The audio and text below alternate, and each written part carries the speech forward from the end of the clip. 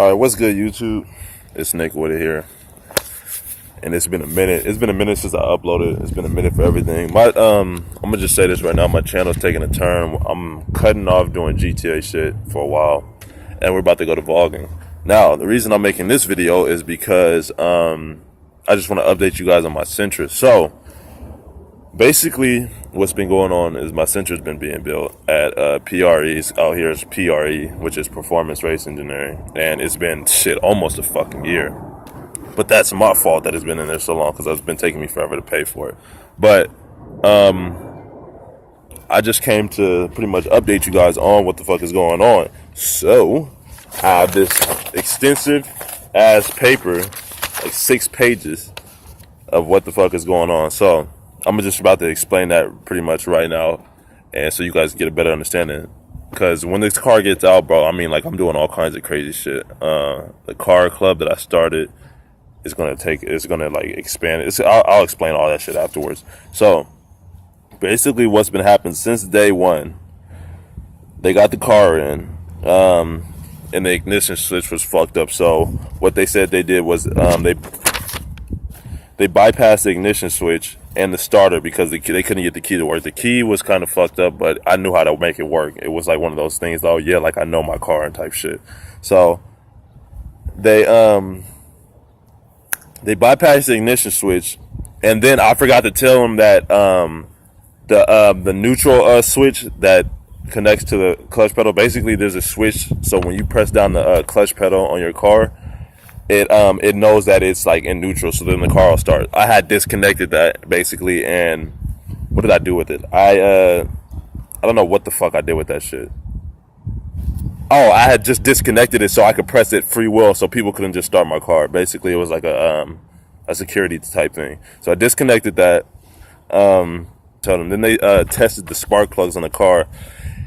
And the cylinder compression was freaking ridiculous. It was like, it's, right here it says 210 on cylinder 1, 210 on cylinder 2, 180 on cylinder 3. That's because the car hasn't been started in a while, so they probably fixed that already.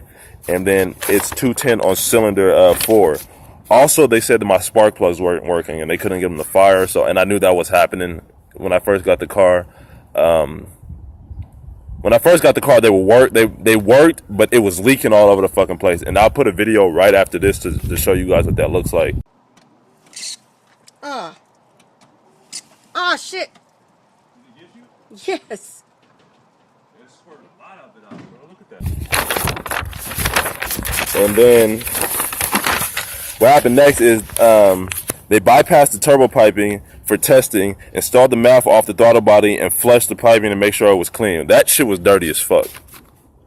When I first got the car, I don't know if you'll be able to see it. I'll probably put a picture up right here. When I first got the car, the intercooler had moss and shit in it. Like they was just driving through weeds and shit. It was fucking disgusting. When I first got the car was filthy as fuck. But I'll explain after I had to get done explaining all this shit why I still got it. They removed the alarm system.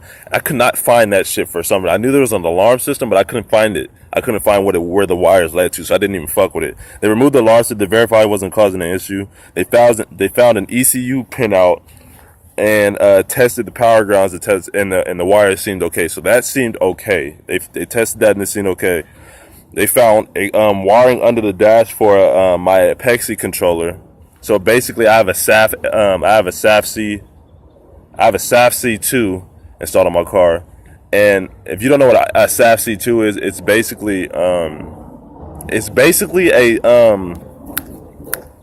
a controller that tricks your ECU into reading something else. So you could basically full tune your car on the go. It's an ancient system. Like Apexi made it a long time ago. It's ancient. It's old as shit, but it's really good to have. It's really good to have if you don't have an ECU. But I have a Jim Wolf ECU, which is like an expensive ass ECU for like a SENTRA. I have that, and they're basically saying I didn't need it, but I still want that shit, because if you have a Jim Wolf ECU, which already upgrades your shit, and then you have a SAF suit, is basically you just run and do it like tuning setups. Basically, it's just like a little piggyback. It's like a piggyback setup. So they found that They said they found it damaged, but it was working perfectly fine when I before I got the car started. So we're just gonna I want them to leave that in there. And then they said the RPM signal might have came unplugged, so they probably plugged it in. They said they pulled the cover for the fuel pump because the fuel pump was not fucking working. And I tell you, I fucking did all kinds of shit to get that shit to work, and it would not fucking work. The fuel pump, the left fuel pump loose. We'll need to find signal for the relay to redo the wiring and fire the hard wire, the fuel pump bracket, whatever. The bracket broke. Both fuel line returns. The fuel lines are fucked up. Hopefully they replace that shit. Basically, they're saying they're going to retry and trim it and then put it back together. If they can't, they'll just buy new ones. Let's see. Fuel pressure regulator leaking from the plug. Will pull and replace O-ring to fix. I didn't know that about the car. I didn't see it. I didn't really see it. Highly recommend that both lines get replaced. They will leak again. Let's see. Remove the customer installed fuel pump relay and installed a new relay, redoing all the wiring. Would have used the OEM fuel pump relay controlled by ECU, but fixing the wiring would have taken longer and been less reliable. So that explains itself. That shit was a big problem that I was having. So it says the relay is mounted in the trunk of driver's side rear seat. It says a large amount of aftermarket wiring under the dash is parted from the alarm system. We'll need to verify the alarm is not causing it. So that's when they started working on that. So basically, when I got the car, this shit was fucked. It was fucked up, bro. When I got the car, the wiring on the dash had to be done. I redid the wiring myself, and I fixed most of the shit, but there was so much extra shit that I couldn't figure out what the fuck went to, so that I just left it alone. So there was open ground wires going to my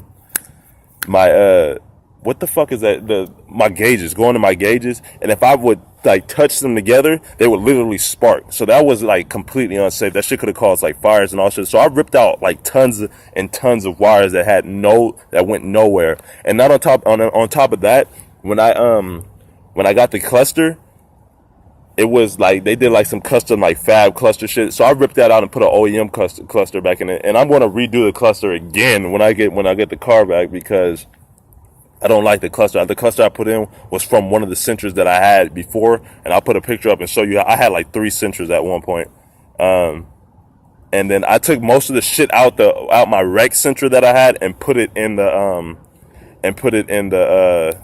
into the new the black one, the new one that I have. Basically, they did all the wiring. They ripped all that. They ripped most of the shit out, I'm guessing, and then it says the car does not shift properly.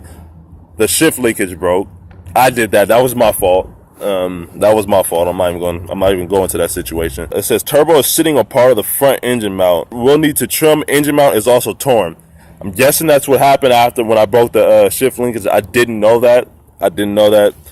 So that was news to me. It says the rear engine mount is not attached. That I didn't do.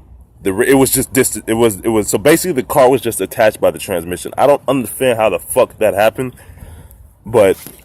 All right, I'm gonna just keep reading. It says the engine mount was not attached, causing the engine to tile back. So when I get the car back, I'm gonna change the bottom mount turbo to a top mount. So the turbo is gonna be sitting up here instead of down here, because the turbo is sitting under the engine, basically closer to the it's closer to the transmission. I would say I'm gonna have it sit up on top like normal people have this shit, because the way they did it, they had this shit. I'm gonna put a picture of it. They had the intercooler piping going up and over part of the engine and then coming down like this. It was fucking retarded. So battery relocated to the trunk, wiring in front loose and not properly protected could cause shorting and a fire hazard. That was part of the other shit. It says fuel lines not secured and rubbing on the engine, have to secure before putting on the dyno. So they did that. Coolant overflow not secured. That I was gonna rip that shit out and put a aluminum one in. Coolant is low. Found that out after I got the car home. The coolant was low and all the shit the hose was ripped. It says wiring for underglow runs. I did that. Intercooler not on car. Pipes are exposed. Should pull pipes to clean and check for debris before starting. I took that old ass intercooler off, and what I did was I bought a new one for it, and that's sitting in the car. They're gonna attach that one when I get there. It's a gold one. Lots of missing nuts and bolts. This, of course, bro. there was a bunch of shit missing off the car when I got it, and I failed to look at it, but it was whatever. It's whatever. It said the rear brake clip is missing. I didn't know that, and I changed the front brakes, but I didn't look at the rear brakes. And they're actually like really, they need to be redone because they're fucking really loose. Aftermath wide open causing a large vacuum leak. We'll need to plug or install or wire aftermarket IAT. I didn't know that either because I couldn't get the car started, so there was no way for me to know that with the tools that I have. Small leak from the turbo feed line, possibly just needs to be replaced and tightened. I didn't know that, and I checked that shit and I still didn't know it. One bracket that holds the compressor housing to the turbo center section missing, large washers used instead. I didn't know that shit. I saw that shit after I got the car, and I was like, what the fuck, bro? But it seemed to be working pretty fine, so I didn't touch it. When I found the car on Craigslist, the reason I still got the car, knowing the condition of the car, was that the car had a bunch of rare shit on it. Basically, it was all rare. A lot of the shit, it was a bunch of rare shit. So all the way from the headlights are $400 themselves. The turbo kit for the car, and it's actually a factory turbo kit, I believe. Yeah, it's a factory turbo kit. Was that shit was $200, and the turbo itself was $500. The GTI turbo, the GTI T28 turbo, that shit's like $600 itself.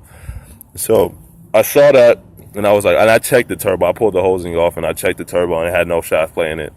The Jim Wolf ECU is about between $600 to $1,000, I believe, because I used to look at it a long time ago.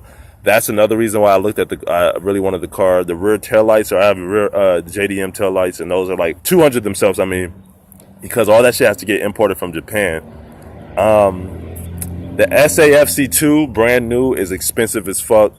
The gauges, all the gauges, the steering wheel, all that shit, all the shit that was in the car was original. I mean, was all imported from Japan. That's really why I got the car, and I didn't give a fuck about if it was fucked up or not. That being said, I have to pay for the consequences. So it's kind of, it's a bittersweet, but the car is almost done. I've spent nearly $2,000 on getting it fixed. I'm hoping that this SR20 is over 300 horsepower. He said it was making around 350, but I don't believe shit the dude says anymore, because half of the car was fucking falling apart. And another thing of the car, he had a turbo timer on it, and he ripped it out. That's probably what caused a bunch of the shit to like freeze up and short out and shit like that. But it's whatever. So that's pretty much the update on the Sentra.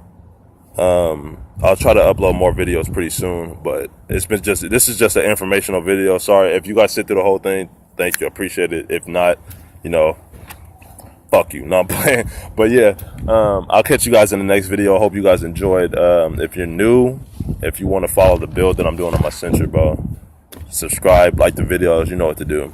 I'll see you guys later.